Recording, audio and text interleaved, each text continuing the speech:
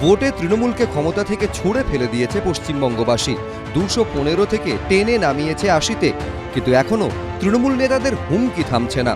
যেমন দক্ষিণ 24 পরগনার বিষ্ণুপুরের এই তৃণমূল বিধায়ক, তৃণমূল ক্ষমতা থেকে চলে যাওয়ার পরেও তার এই হুমকির ভিডিও সামনে এসেছে। যার দিকে তাকাই সে বেশিক্ষণ থাকতে পারে না। আজকের এই গেঞ্জি পড়েছি কেন? যতক্ষণ না এদের টাইট দেবো ততক্ষণ এই প্যান্ট-জামা পরে যখন ফিল্ডে নামবো এইভাবেই আসবো। এই হুমকির ভিডিও সামনে আসার পরই কড়া পদক্ষেপ নিল পুলিশ। তৃণমূল বিধায়কের বিরুদ্ধে জামিন অযোগ্য ধারায় দায়ের হলো এফআইআর। ইনি দিলীপ মণ্ডল, প্রাক্তন পরিবহন প্রতিমন্ত্রী। এবার দক্ষিণ 24 পরগনার বিষ্ণুপুর বিধানসভা কেন্দ্রে জিতেছেন। বিধানসভা ভোটে তৃণমূলের ভরাডুবির পরেও বিজেপির উদ্দেশ্যে হুমকি দিতে শোনা যায় এই তৃণমূল বিধায়ককে। কত শক্তি আছে রে, কত রসদ আছে, কত ফান্ড আছে। তোদের যে মুখ্যমন্ত্রী হয়েছেন তাকে জিজ্ঞেস করে দেখবি দিলীপ মণ্ডলকে। তোদের আরেকজন নেতা অর্জুন সিং, তাকে জিজ্ঞেস করে দেখবি দিলীপ মণ্ডলকে। তোদের তাপস রায়, তাকে জিজ্ঞেস করে দেখবি দিলীপ মণ্ডলকে। হুমকির ভিডিও সামনে আসার পরই আইনি ব্যবস্থার হুঁশিয়ারি দিয়েছিলেন স্থানীয় বিজেপি নেতৃত্ব। আইনের ভাষায় ওনার সাথে কথা হবে। উনি ভুলে গেছেন যে এটা কিন্তু সেই তৃণমূল সরকারের জামানা নয়, এটা একদম নতুন পশ্চিমবঙ্গ। শুভেন্দুদার নেতৃত্বে উনি যথোপযুক্ত শাস্তি পাবেন।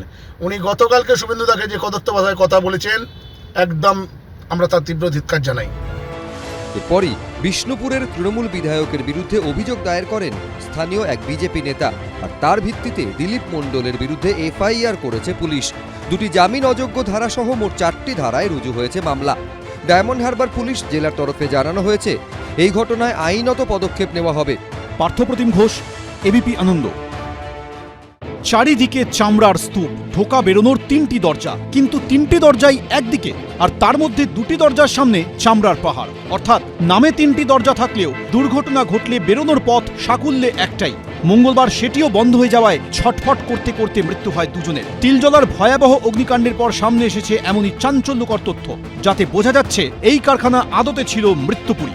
আগুন লাগার পর যা কার্যত মৃত্যুকূপে পরিণত হয়। সূত্রে খবর, কারখানায় প্রচুর পরিমাণ ফোম মজুত করা ছিল। সেই ফোমে আগুন লাগায় পরিস্থিতি ভয়াবহ হয়ে ওঠে। মেন গেটের সামনে আগুন দাউ দাউ করে জ্বলতে থাকায় বাইরে বেরোতে পারেননি কর্মীরা। পুলিশ সূত্রে খবর, কারখানায় আর একটা ছোট গেট থাকলেও তা ছিল তালাবন্ধ। কর্মীরা যাতে কাজে ফাঁকি দিতে না পারেন বা যখন তখন আসা যাওয়া করতে না পারেন, তার জন্য তালা দিয়ে রাখা হতো গেটটিতে। ফলে ধোঁয়ায় কারখানা ভরে গেলেও বেরোতে পারেননি কর্মীরা। इसका कोई भी बिल्डिंग प्लान हमें अपने रिकॉर्ड्स में नहीं मिला है। We will not allow any kind of unauthorized constructions in Kolkata. এই ঘটনা মনে করিয়ে দিয়েছে 3.5 মাস আগে নাজিরাবাদের ঘটনা, যেখানে গুদাম থেকে বেরোতে না পেরে মৃত্যু হয় 27 জনের। 2010 সালে স্টিফেন কোর্টে আগুনে পুড়ে এবং দমবন্ধ হয়ে মারা যান 49 জন, যাদের বেশিরভাগই বাঁচার জন্য আশ্রয় নিয়েছিলেন চিলে কোঠায়। ছাদের দরজা বন্ধ থাকায় বাইরে বেরোতে পারেননি। এই অগ্নিকাণ্ডের পরই বেআইনি নির্মাণ নিয়ে একগুচ্ছ কঠোর পদক্ষেপ নিয়েছে রাজ্য সরকার। মুখ্যমন্ত্রী শুভেন্দু অধিকারীর কড়া বার্তার পরই শুরু হয়েছে অ্যাকশন। নেমেছে বুলডোজার, ভাঙা হয়েছে বেআইনি নির্মাণ। কিন্তু প্রশ্ন হলো, শহরের বুকে এই মৃত্যুপুরী তৈরি হয়েছিল কি করে? 15 বছরের তৃণমূলের সরকারের জমানায় এ নিয়ে কড়া ব্যবস্থা নেওয়া হয়নি কেন? তিলজলার এই অগ্নিকাণ্ড নিয়ে ফরেনসিক টিমের অনুমান, শর্ট সার্কিট থেকেই কারখানার দোতলায় আগুন লাগে। বেরোনোর একটি রাস্তায় আগুন লেগেছিল, আর বাকি 2টি দরজা চামড়ার জিনিসে ঠাসা ছিল। আগুন বেশি না ছড়ালেও অতিরিক্ত তাপ এবং ধোঁয়ায় দমবন্ধ পরিস্থিতি তৈরি হয়। বেরোনোর রাস্তা না পেয়ে কারখানার আরও ভিতরে ঢুকে যান কর্মীরা। ধোঁয়া থেকে বাঁচতে কর্মীরা আশ্রয় নেন শৌচাগারে। সেখানেই দম বন্ধ হয়ে মৃত্যু হয় তাদের। মৃত্যুকূপে আটকে পড়ে ছটফট করতে করতে প্রাণ হারান দুজন। जो भी हमारे केएमसी एक्ट में जो भी प्रोविजंस हैं उन्हीं को इन्वोक कर रहे हैं हम लोग, और उसी हिसाब से एक्शन लेंगे। उस एरिया में और कलकत्ता में हमारी मंत्री मैडम ने कहा है कि जितने भी इलीगल कंस्ट्रक्शंस हैं उनको नोटिसेस फिर से रिफ्रेश हम लोग भेजेंगे।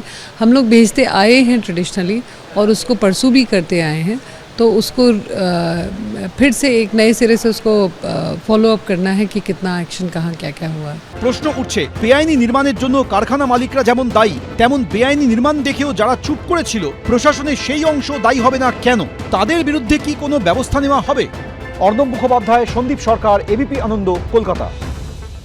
এবিপি আনন্দ, এগিয়ে থাকে, এগিয়ে রাখে।